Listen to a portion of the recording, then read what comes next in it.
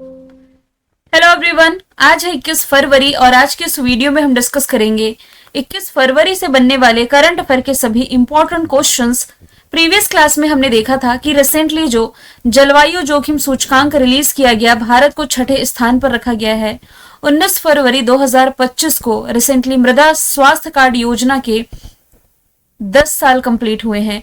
GCC policy लागू करने वाला जो पहला राज्य बना, मध्य प्रदेश बना।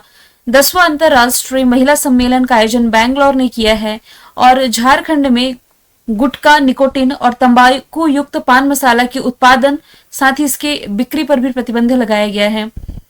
चीनी एआई एप्लीकेशन डीप सीक की स्थानीय सेवा को अस्थायी रूप से निरस्त किया साउथ कोरिया ने। भारतीय चार्टर्ड अकाउंटेंट्स के 73वें अध्यक्ष बने हैं चरणजोत सिंह और ताज महोत्सव का आयोजन आगरा में किया गया। प्रधानमंत्री फसल बीमा योजना ने 18 फरवरी को 9 साल कंप्लीट किए हैं और ब्रह्मपुत्र नदी असम में अभी हाल ही में अंतरदेशीय जलमार्ग टर्मिनल का उद्घाटन किया गया है सर्वानंद सोनोवाल जी के द्वारा। ये सभी क्वेश्चंस हम कल की क्लास में डिस्कस कर चुके हैं। शुरू करते हैं आज का हमारा पहला सवाल। सवाल है किस शहर में ट्रांसजेंडर्स के पहले अखिल भारतीय सम्मेलन की मेजबानी की गई है। अब ये पहला अपनी तरह का इवेंट है जिसकी मेजबानी अभी हाल ही में अजमेर के द्वारा की गई है। ऑप्शन ए इसका राइट आंसर हो जाएगा। फरवरी 2025 में राजस्थान के अजमेर शहर में ट्रांसजेंडर्स के पहले अखिल भारतीय सम्मेलन की मेजबानी की गई और ये 10 दिवसीय सम्मेलन है, 10 दिन तक चलने वाला सम्मेलन। इसको अनीता बाई की स्मृति में आयोजित किया गया। ये अनीता बाई थी कौन?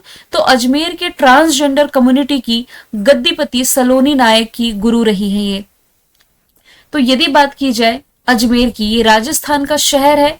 राजस्थान जिसकी कैपिटल जयपुर, जिसे आप पिंक सिटी के नाम से जानते हैं, यूनेस्को के हेरिटेज लिस्ट में 2019 में ये शामिल की गई थी। मुख्यमंत्री भजनलाल शर्मा, राज्यपाल हरिभाऊ बागड़े हैं। नेशनल पार्क में मुकुंदरा, मरुस्थल, केवलादेव, रणथंभौर और सरिस्का नेशनल पार्क आप रिलेट कर सकते हैं। बैंगलोर की यदि बात की जाए तो कल ही हमने डिस्कशन किया था, कल वाली स्लाइड आप देखिए 4th नंबर की। यहाँ पर 10वां अंतरराष्ट्रीय महिला सम्मेलन का आयोजन किया गया था। पुणे की यदि बात की जाए तो ये जो परेड रही थी ना, यानी कि 15 जनवरी को इंडियन आर्मी डे के मौके पर जो परेड का आयोजन किया जाता है, तो ये पुणे महाराष्ट्र में आयोजित की गई। इंटरनेशनल सोलर अलायंस की 7वीं बैठक राजधानी दिल्ली ने इसकी मेजबानी करी थी। वैसे इंटरनेशनल इवेंट्स पर हम नजर डालें तो ओलंपिक खेलों की मेजबानी पेरिस ने, ब्रिक्स समिट 2024 रशिया ने, G7 Italy, G20 Brazil, T20 world cup पुरुषों का अमेरिका, वेस्ट इंडीज, महिलाओं का यूएई। अभी दिल्ली वाला फैक्ट बता ही चुकी हूँ। 7वां international solar alliance. Miss world Bharat ने होस्ट किया था लास्ट टाइम और मिस यूनिवर्स मैक्सिको ने। Conference of parties Baku Azerbaijan में। विश्व आर्थिक मंच का 55वां वार्षिक बैठक दावोस स्विट्जरलैंड में। सागर माथा संवाद काठमांडू नेपाल में। और 8वां इंडियन ओशन समिट जो रहा 2025 का, ओमान की राजधानी मस्कट में आयोजित किया गया। नेक्स्ट है ब्रिटिश ब्रॉडकास्टिंग कॉरपोरेशन बीबीसी द्वारा 2024 sports women of the year के रूप में किसे नामित किया गया है।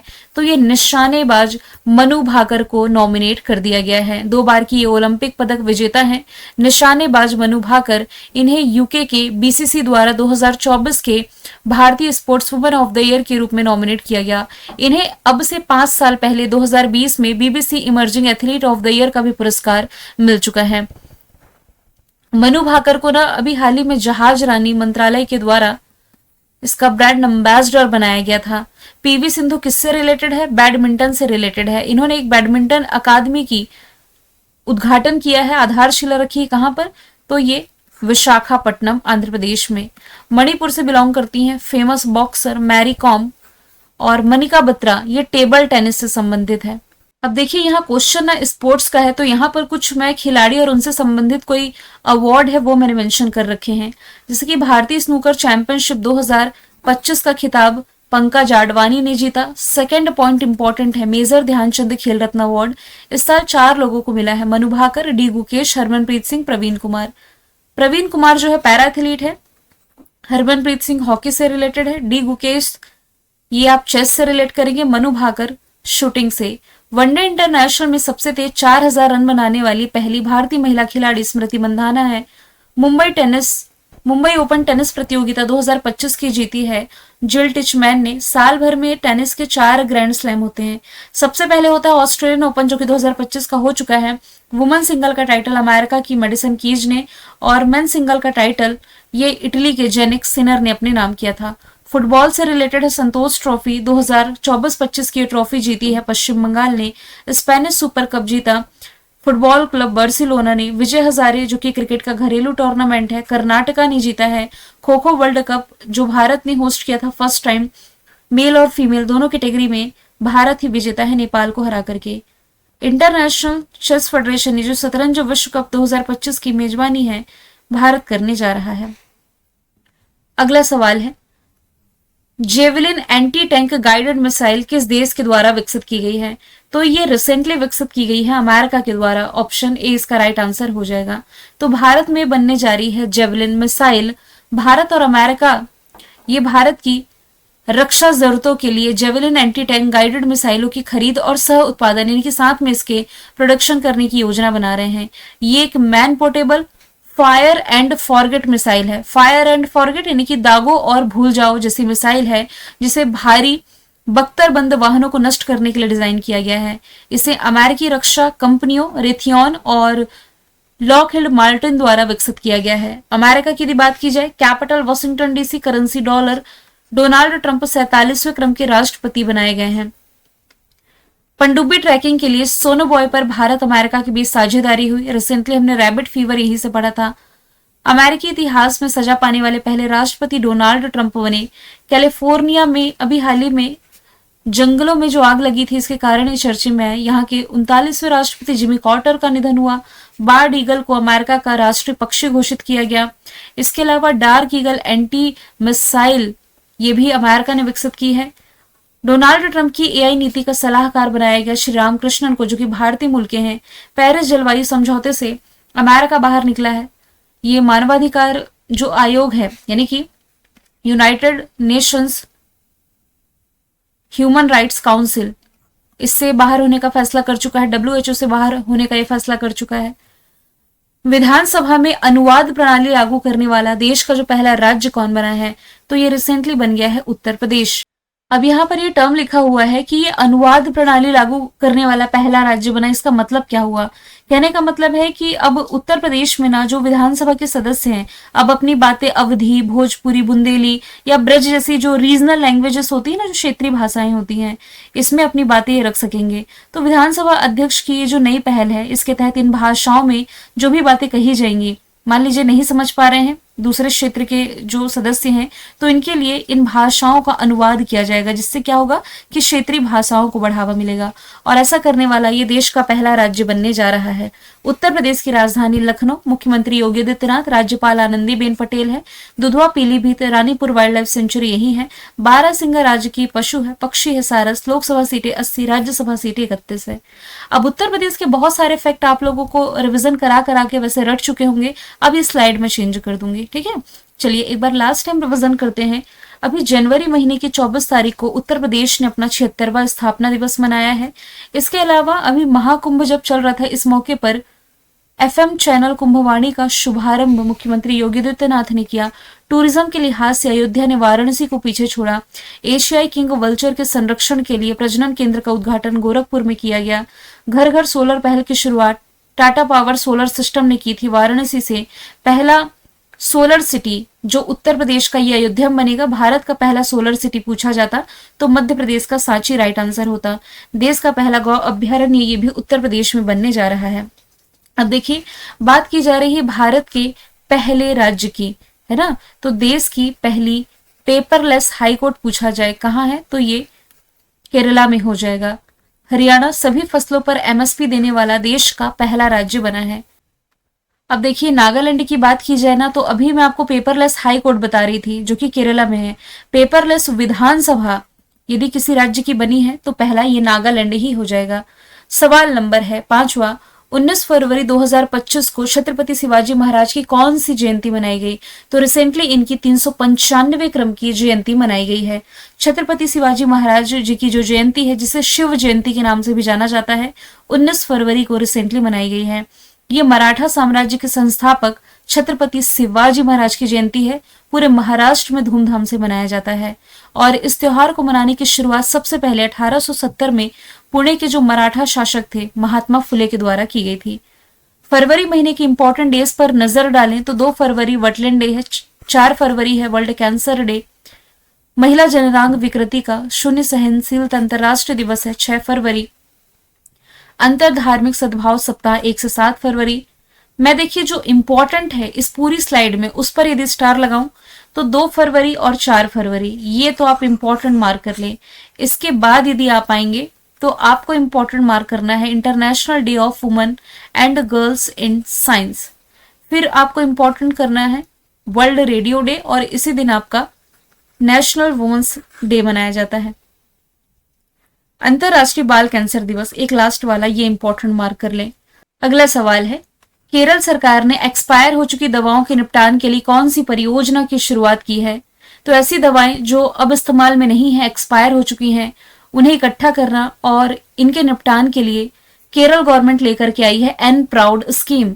अब यहाँ पर जो टर्म लिखा हुआ है एन प्राउड, इसकी फुल फॉर्म बनती है new programme to remove unused drugs, यानी कि एन फॉर हो गया न्यू, PRO यानी कि programme to remove unused drugs, इसकी फुल फॉर्म है। इस परियोजना का उद्देश्य है बायोमेडिकल अपशिष्ट प्रबंधन प्रोटोकॉल का पालन करके जो भी एनवायरमेंटल यानी कि जो पर्यावरण प्रदूषण होता है और स्वास्थ्य जोखिम होते हैं, इन्हें कंट्रोल करना। केरल की राजधानी तिरुअनंतपुरम मुख्यमंत्री पिनरई विजयन, राज्यपाल राजेंद्र आर लेकर हो जाएंगे। तिरोड़म फेस्टिवल यहाँ मनाया गया। सिटीजन सेंटिनल मोबाइल ऐप यहाँ लॉन्च किया गया। डिजिटल मार्केटिंग कैटेगरी में पाटा गोल्ड अवार्ड से सम्मानित किया गया केरल को, और इसका नाम केरलम करने का जो प्रस्ताव है लाया गया था। इसके अलावा कोझिकोड सिटी ऑफ लिटरेचर के रूप में इसे मान्यता दी गई। रिसेंटली केरल को सर्वश्रेष्ठ समुद्री राज्य का भी अवार्ड मिला था। पूर्वोत्तर भारत का कौन सा राज्य है जिसने कि कल के दिन 20 फरवरी को अपना 38वां स्थापना दिवस मनाया?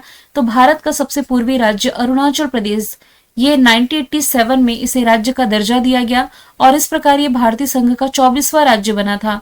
भूटान, म्यांमार, चाइना के साथ अपनी अंतरराष्ट्रीय सीमा साझा करता है। कल के दिन इसने अपना 38वां स्थापना दिवस मनाया। अरुणाचल प्रदेश की राजधानी ईटानगर, मुख्यमंत्री पेमा खांडू, राज्यपाल KT परनायक है। संयुक्त सैन्य अभ्यास पूर्वी प्रहार का आयोजन किया गया। नेचीफू सुरंग का उद्घाटन रक्षा मंत्री राजनाथ सिंह जी ने किया। पहला ग्रीन फील्ड डोनी पोलो एयरपोर्ट यहाँ बन रहा है। 9वें क्रम का पक्के पागा हॉर्नबिल फेस्टिवल। 100% घरेलू नल जल कनेक्शन प्रोवाइड कराने वाला पूर्वोत्तर भारत का पहला राज्य है। कई पन्नियोर यहाँ का 26वां जिला है। और तवांग में एक पर्वत चोटी का नाम दलाई लामा के नाम पर रखने पर चाइना नाराज हुआ था, तो ये अरुणाचल प्रदेश में है। पंकज त्रिपाठी को अरुणाचल थिएटर फेस्टिवल का राजदूत नियुक्त किया गया था। नेक्स्ट है ग्रोक 3 चैट बॉट किस कंपनी के द्वारा लॉन्च किया गया, जिसे दुनिया का सबसे स्मार्ट AI कहा जा रहा है? तो ये लॉन्च किया गया है XAI के द्वारा, जो कि एलन मस्क की AI कंपनी है।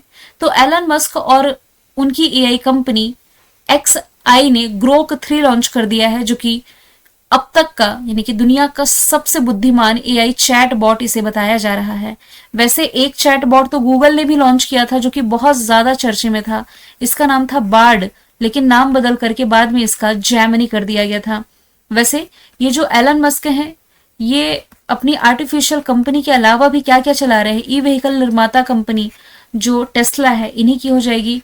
स्पेस एक्स के भी मालिक कौन हो जाएंगे? ये एलन मस्क ही हो जाएंगे। ठीक है। ट्विटर का भी अधिग्रहण इन्हीं के द्वारा किया गया था $44 बिलियन में। ट्विटर की वर्तमान में CEO लिंडा यकारिनो है। एग्जाम में पूछा गया प्रश्न है। टाटा सन्स के चेयरमैन एन चंद्रशेखरन को किस देश के मानद नाइटहुड की उपाधि से सम्मानित किया गया? ये क्वेश्चन मैं पिछले कुछ दिनों से रखना चाह रही थी, इसे ऐड करने में थोड़ा लेट हो गई हूँ क्योंकि नंबर ऑफ क्वेश्चन डेली बढ़ जा रहे थे। इन्हें अभी हाल ही में यूके के मानद नाइटहुड उपाधि से सम्मानित किया गया है। टाटा सन्स प्राइवेट लिमिटेड के चेयरमैन है एन चंद्रशेखरन। भारत व्यापार संबंधों में उनकी सेवाओं के लिए किंग्स चार्ल्स तृतीय के द्वारा इन्हें सम्मानित किया गया है। KBE Knight Commander of the Most Excellent Order of British Empire, इस सम्मान से सम्मानित किए गए हैं। अब कुछ अवार्ड्स एंड ऑनर्स पर नजर हम डाल लेते हैं। पद्म पाणि लाइफ टाइम अचीवमेंट अवार्ड से सम्मानित की गई साई परांजपे मेजर ध्यानचंद खेल रत्न अवार्ड आपको बता चुकी हूँ। श्री चंद्रशेखरेंद्र सरस्वती अवार्ड ये मिला है विदेश मंत्री एस जयशंकर को। कुवैत का highest civil honour Mubarak al Kabeer prime minister Narendra Modi को। Miss India USA Caitlin Sandra Neal. US navy का highest civilian honour Tom Cruise को। जैम सेट टाटा अवार्ड किरण मजुमदार शॉ को। प्रवासी भारतीय सम्मान मिला सैयद अनवर खुर्शीद को। सिंगापुर का ऑनररी सिटीजन अवार्ड तरुण दास को। महाराजा हरि सिंह अवार्ड मिला मनोज सिन्हा को। गूगल ने किस भारतीय शहर में अपना सबसे बड़ा कैंपस लॉन्च किया है? तो गूगल ने रिसेंटली कर्नाटक की राजधानी बैंगलोर में अपना सबसे बड़ा कैंपस लॉन्च कर दिया है। इसका एरिया है 1.6 मिलियन वर्ग फीट का और इसका नाम है अनंत। 1.6 मिलियन वर्ग फुट का ये जो कैंपस है अनंत लॉन्च किया गया है गूगल के द्वारा, जिसमें कि 5000 से अधिक कर्मचारी काम करते हैं। गूगल जिसकी पेरेंट ऑर्गेनाइजेशन अल्फाबेटिक है, सीईओ इसके सुंदर पिचाई है, संस्थापक में लेरी पेज का नाम आप पढ़ते हैं। 1998 फॉर्मेशन ईयर, कैलिफोर्निया अमेरिका में हेडक्वार्टर इसका हो जाएगा। बैंगलोर के बारे में वैसे कल भी हमने डिस्कशन किया था, आज कुछ नया फैक्ट बता देती हूँ। देश की पहली जो डिजिटल जनसंख्या घड़ी है इसी बैंगलोर में स्थापित की गई है। मुंबई से यदि आप रिलेट करेंगे तो अटल सेतु, समुद्र के ऊपर बना सबसे बड़ा सेतु जिसका उद्घाटन प्राइम मिनिस्टर नरेंद्र मोदी जी के द्वारा किया गया। सबसे बड़ा स्टेडियम है प्राइम मिनिस्टर नरेंद्र मोदी जी के नाम पर अहमदाबाद में, नरेंद्र मोदी स्टेडियम। और ओंकारेश्वर से हम लोगों ने फ्लोटिंग सोलर प्लांट पढ़ा है जो कि किस पर है? नर्मदा नदी पर, मध्य प्रदेश में। मैंने कल आपसे पूछा था 38वें राष्ट्रीय खेलों की राजा भलिंदर सिंह ट्रॉफी किसने जीती, जिसका आंसर था सर्विसेज। आज का सवाल है आप लोगों के लिए, भारत के 26वें क्रम के मुख्य निर्वाचन आयुक्त के रूप में किसकी नियुक्ति की गई? आंसर इसका जो भी आप कमेंट बॉक्स में बताइएगा। फिर हम मिलेंगे नेक्स्ट वीडियो में। Thank you so much.